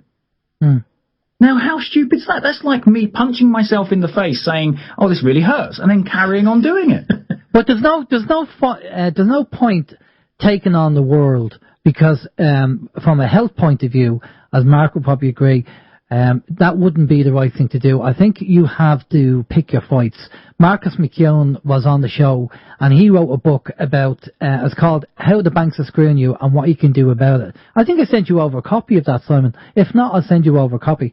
And a great book, and because I think Marcus worked in that area somewhere. I think he was a financial advisor or something. And he had taken on the banks, and he's done all the research, and he has questions in there. But he said, you won't solve a problem by ignoring it and putting your head in the sand, but ask the questions. I mean, all you're doing is asking questions. And I think that's important. But he said, look, you have to pick your fight. There's no point taking on the world and fighting everything. You're just going to wear yourself down and you'll just run out of energy. Pick your fights. Decide which company or whatever is happening is whatever's going on, and then say, right, okay, I'm going to focus on this company, and then start asking questions from there. And I think that's kind of a good, a wise way to do it. Absolutely. I mean, I totally agree. There's no point issuing 10 court claims because you have so much paperwork on your hands. You've got to be sensible about this stuff. However, in terms of the way that you actually interact with companies, generically speaking, or generally speaking, this becomes it becomes second nature. Yeah. Right? So the questions, it becomes second nature. At first you've got to concentrate on it. It's like anything. You're riding the bike. At first you've got to concentrate on what you're doing. After a while, people move to take their hands off the handlebars, and they can just be. I saw someone the other day reading a leaflet as he was riding along on his bike. So the point is, and I probably couldn't do that. So the fact of the matter is, we know the more that you practice, the better you become. You have to accept that you're going to fail or fall at some point in time, but that shouldn't be seen as a failure. It shouldn't be. It should be seen as a learning experience. You see, I like to keep everything nice and positive, right? So if I fail, it's not a failure. It's a learning experience. I did something wrong. And now what I've got to do is look at what I was doing wrong to make sure I don't do it again. And then I become better, right? I mean, sports people do it all the time. We have to accept that we're not 100% perfect. Apart from me in the morning when I'm looking in the mirror. But I'll tell you something, Simon. This is a kind of a good way I perceive it. When Thomas Edison invented the light bulb, and it took him 1,000 times or something to get the light bulb working, and they said to him, "Oh, you failed 1,000 times." He said, "No, I found out 1,000 ways successfully not to make a light bulb. How not to make a light bulb." All right, so he put a positive spin on it. So if you go to court and you lose, then you say, right, that's one way I won't do that next time. So I've learned something there. Yeah, absolutely. And it's it is frustrating, and I understand, I sense, we all get to sense, whether we're looking at forums or whether we're in talking to people, we get a sense of how people generally, or maybe we presume that this is how people are generally feeling. And I sense that people are frustrated, and, I certainly wanted, when I kind of woke up to this, I had the people that I was interacting with, there was a sense that, wow, within a year, 2 years, we could have completely changed the environment and the face of the planet and so on and so forth. And of course, that hasn't necessarily happened, but we have changed a lot, right? Yeah. A lot has changed, and there are more people talking openly about these kind of issues, right? Which is why government has to then classify everyone as being an extremist for talking about something which the government or in a way that doesn't meet in with their way that they want you to think. Right? And so you're suddenly an extremist. So in order for them to have moved in that way, something has to be happening, right? Yeah. And where I'm kind of coming from now, certainly in my line of thinking, and I think where we're kind of, what we've tried to address with the You and Your Cash site is that you've got to try to enjoy the journey. Don't want it to be over tomorrow, because if it's over and done with tomorrow, well, what did you get out of that? What have most people gotten out of that? Do you see what I'm saying? Yeah. Until you've actually gone through and experienced some of these things, whether you perceive them as being negative at that point in time, it's like anything. When I worked in some of the finance companies I worked at, we had some high level traders come to work, and this is retail banking. So, but the pressure in retail banking was so tough, so pressured, being threatened all the time, day in, day out, being threatened, right? And in some cases, physically threatened. In some cases, members of staff being beaten up by area or divisional managers, right? Yeah. Or pinned to the wall by the throat. Some of these high-level city traders couldn't actually take it and left within 30 days. And yet, the perception when you watch the TV is that these guys put up with all the stress, they're doing all the hours and this, that, and the other, and no one could really thrive in that environment. But, it's horses for courses. Yeah. But by going through that kind of pressure in some of those kind of jobs, if you can put up with a very pressured job and take a whole load of crap, you can put up with anything. Yeah, I think we all have a tolerance level, and we all have a level, and we have to find that, because it depends. Sometimes it's not just about you. You could have a family, and it could be rubbing off on your family or your kids and stuff like that. So that's where you have to consider as well. It's not as an individual person that you might be able to take it, but it might be having an effect on your partner, or might be having an effect on your kids, and you have to take all that into consideration. True. I had this question during the week. Somebody on Facebook said to me about fighting the system, and I said, look, I pick my fights carefully, and I'm not just going to go in, and it's not a case of fear. It's a case of you have to consider other people, because there might be a knock-on effect. And it might affect me directly, but it might affect my partner, or might affect my son. So you have to consider other people if certain things happen. And so that's just the way I see it. Now, what I want to do is I want to go off to Mark, because I know, Mark, you've hardly been coming in talking, Mark, so we have to get you in there. And we do have a question for you here. And the question is, should people be educated about the pineal gland, about the importance of the pineal gland in everyday health? The way we live is causing it to be calcified, and do doctors understand this? Well, the short answer is I'll answer that backwards. No, doctors don't really understand it. There are many parts of the body that they think have no purpose whatsoever, or their purpose is very much played down. Things like the thyroid. I mean, how many people have their thyroid gland taken out and then have to have their levels of thyroid monitored and governed by pills? Whereas a lot of the times there's no problem with the thyroid at all. It's something else going on in the body that's affecting it and other body systems. Come back to the pineal gland. Well, as you may or may not know, that's affected by a whole range of different things. Most commonly, particularly in Ireland, by fluoridization of the water. And most of that part of the brain's working is, I've heard some people put it, the dinosaur brain. Oh, the reptilian brain. The reptilian brain, that's the one. it performs a vital function in our everyday life, but unfortunately, the way the mind works, even though doctors might say they understand it, specialists might say they understand it, they simply don't, because they only ever look at the brain, at the body, on a physical level. They never really take much notice of the emotional and particularly not the spiritual side of who we are as beings. Mm.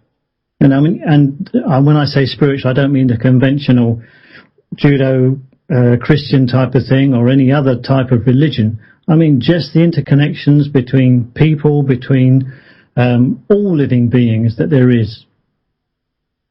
Yeah, no, I totally agree. And we need to get involved more in that. We need to. It's not just a health thing. We need to understand energy and the spiritual side, not going down the airy-fairy road, but to understand and go down that road. And the trouble is, I come across people who are, let's say, in the kind of spiritual medium side of things. And when I first came back over from the UK, I was meeting people, and I actually stepped away. I decided I didn't want to meet anymore because these people there seemed to be egos involved. They were materialistic. They were ignorant of really what being spiritual was all about. And I just pulled away from them, and I just said no, I wasn't kind of going to get involved in that circle. And I do see it still. I still meet the odd person, and I kind of get concerned and think, well, they're they're saying they're spiritualists and stuff like that, but they're doing it with the wrong intention. I suppose that's what I'm trying to get at, is that they're doing things with the wrong intention. And that's the worrying part. Again, ignorance plays a big part, and I posted that up on actually Facebook the other day and it was John Anthony Hill who said, our role in life is to move away from ego and ignorance and move towards humility and wisdom. And that is all our role, to do that. And I don't mind people being ignorant, or which is a lack of information, as long as they say, well, look, here's my opinion and here's what I think, but it's only my opinion. And the trouble is, a lot of people will give an opinion and just treat it as fact. And a lot of the time it's not fact, it's only an opinion. Yeah.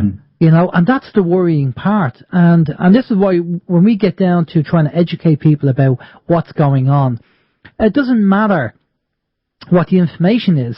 One of the things I posted up on Facebook during the week was, and I don't know, I called it my quote, but if somebody else had done it before me, well, by all means, I'll give them the credit.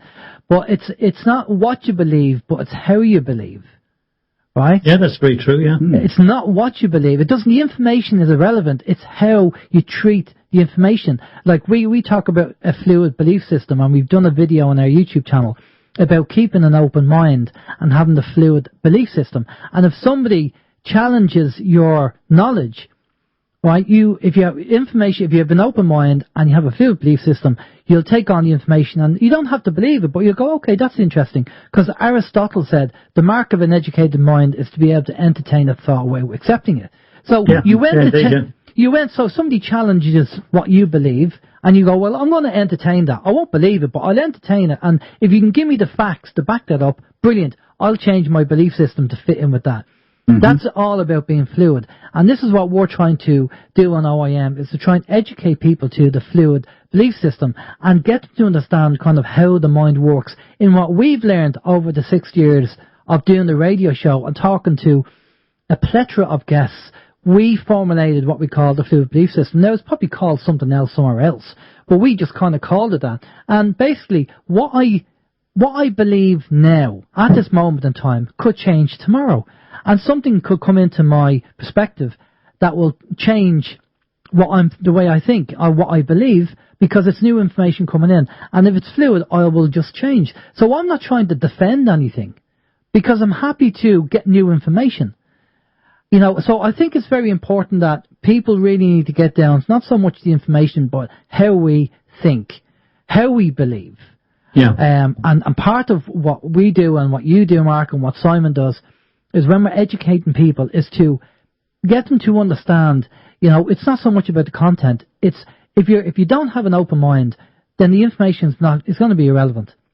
If they can't open the mind, if they can't challenge what they believe, And what you do is, if people say, oh, well, I have an open mind, which we've come across before, I have an open mind, and then you challenge their belief system, and then close down. Well, the system has programmed them in such a way that they won't even entertain. So, you know, and I'm sure you've probably come across this as well. Well, as I travel quite a lot, I notice, particularly with the Anglo-Saxons, that if you challenge somebody's belief, or you say you don't agree with them, whereas in many countries they welcome the chance to debate, with the Anglo-Saxons they take it personally. It's almost like you're saying that, you know, they're wrong, they're stupid, they're uneducated, or anything like that. So they just take it so personally, as an attack on them as a person, rather than welcoming the challenge to question what they believe, to either back it up with more facts or change their belief. And I find that it's almost like we're having an immaturity encouraged on us. Well, we've talked about this on the show before, and I'm just watching the time, but, you know, and we mentioned this last week in the show with the lady that we had on, Maureen McGrath, who's a counsellor and a therapist, about the adult, you know, people that reach the age of about a teenager, young adult, and they don't go beyond that thinking. And that's the problem. And it's nothing got to do with age. No. Because you could have, you know, people that are 80 and 70 that still act like a child. Well, you know, and you even have young people who act like adults. And it's the whole thinking process.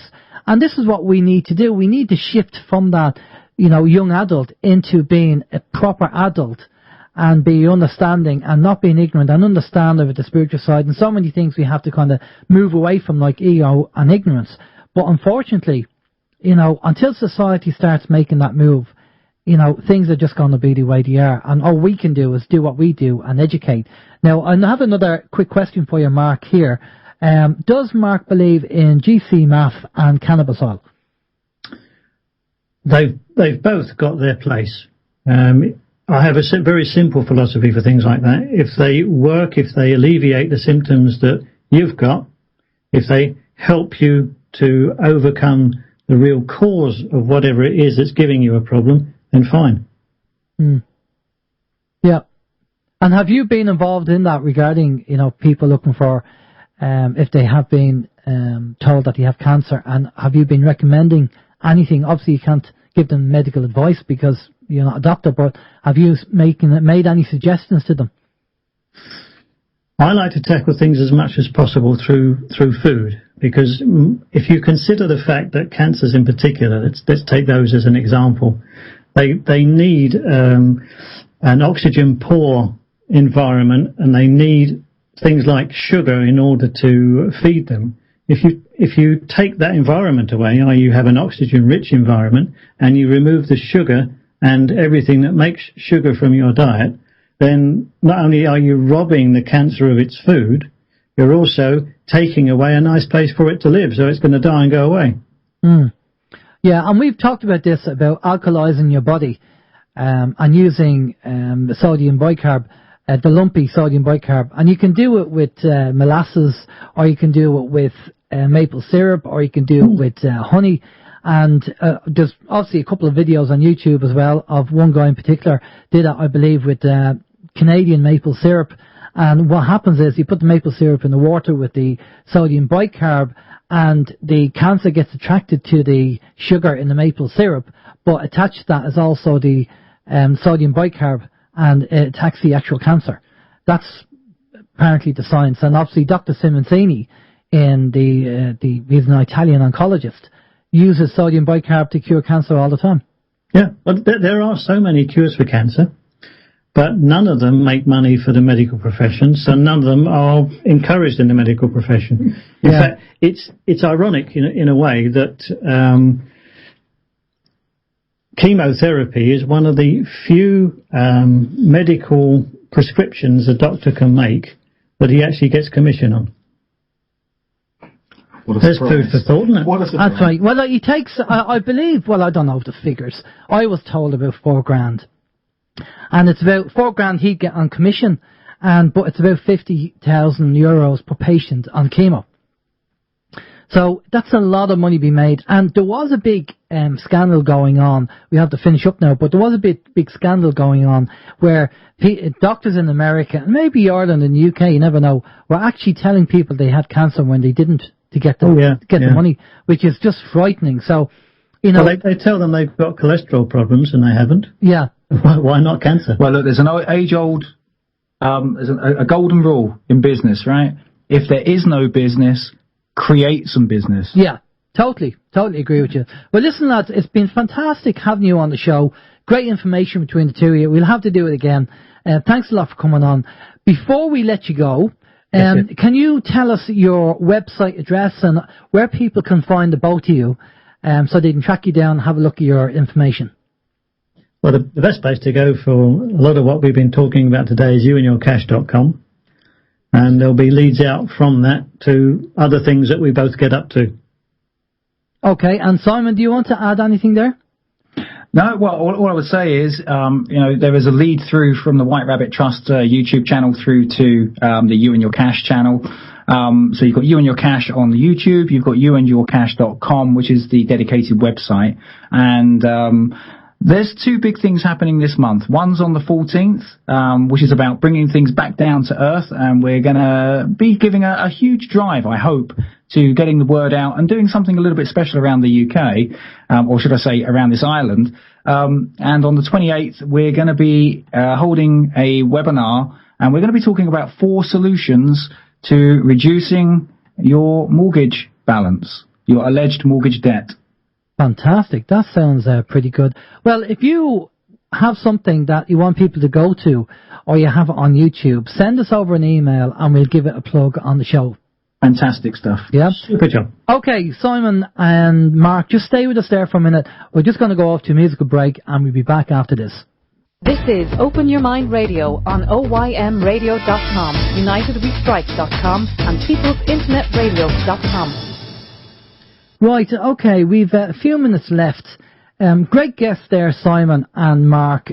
We just had a chat with Mark there, and we're going to get Mark on his own to talk about health, because that's very important. But Simon's doing sterling work over there, and we said when he has any new information, which he's working on at the moment, to get him to give us a shout. And what we'll do is we'll get it, announce it on the show so you can pop over and you can check it out. There's just one more thing that was on the list here. And it's basically got to do with traffic speed cameras. And it was a comment that was made on a newspaper. It's, I believe it's an Irish newspaper.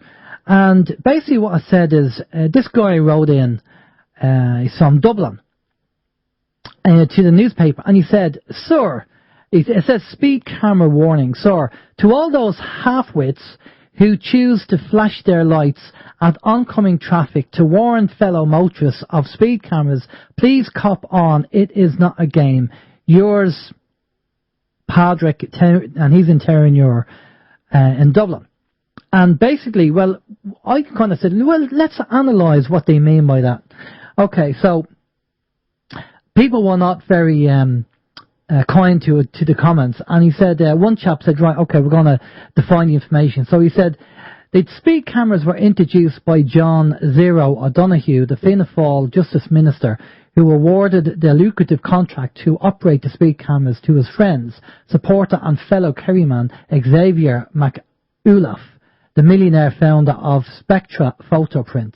This is the same O'Donoghue who was forced to resign as Ceann Comhairle after his blatant use of limousines to whisk him between airport terminals at taxpayers' expenses was uncovered. Still, I suppose he did less damage than his fellow Fianna Fáil minister Ray Burke. Mr. Ulaf, having made a fortune from O'Donoghue's gifted contract, sold part of the speed camera golden egg to an international operator, GoSafe. This company was recently involved in a bribery scandal in Canada, but of course in good old Ireland everything is hunky-dory. The more corrupt you are, the better you are rewarded. Ask you a question, Padraig from Dublin 6. Why are the speed cameras mounted in locations where the roads are perfectly safe? Why are they mounted only in locations where the speed limits have been kept deliberately low? If you are not aware of the deliberate fixing too low of speed limits? Ask Conor Fannin of AA Roadwatch, who has highlighted this on numerous occasions. So where are the millions that are collected, spent? Road safety, no Irish water.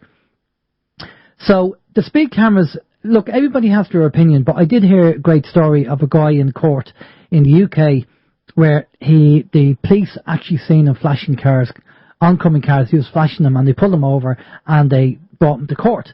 And the judge said, right, okay, you've been, flashing under article, blah, blah, blah, you're not allowed to flash your lights.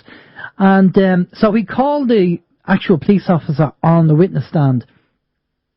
And he said, now tell me, he said, police officer, are the whole idea of a speed camera or a radar gun, is that for money, is that for revenue or for safety?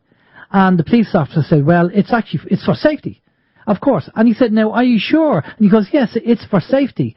And then he turned to the judge and said, well, judge, he said, I thought that as well, that them police officers were there and that was for safety. And I thought, you know what, there must be something dangerous there. I will let my fellow human beings know that there's something dangerous up ahead. They need to know, they need to slow down because that's why the police were there. And so he turned around to the officer and said, now tell me, is that for revenue or safety? And the judge knew exactly where this guy was going, and he just said the case was dismissed. So, at the end of the day, we know it's all about revenue. That's what it is.